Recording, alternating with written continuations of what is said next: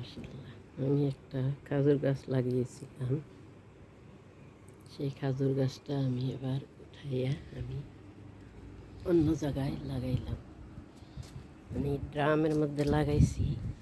কি পরিমাণে জ্বর হয়েছে ড্রামের মধ্যে তাই দেখেন আপনারা। আপনাদেরকে দেখানোর জন্য ভিডিওটা করতেছি।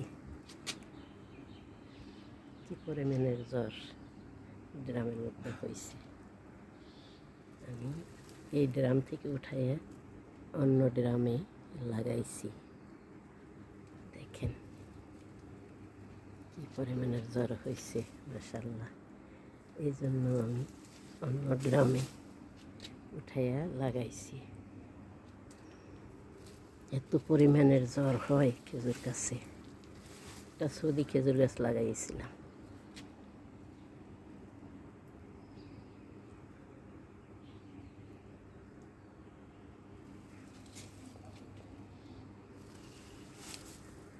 এত পরিমাণের খেজুর গাছের জ্বর এইগুলো।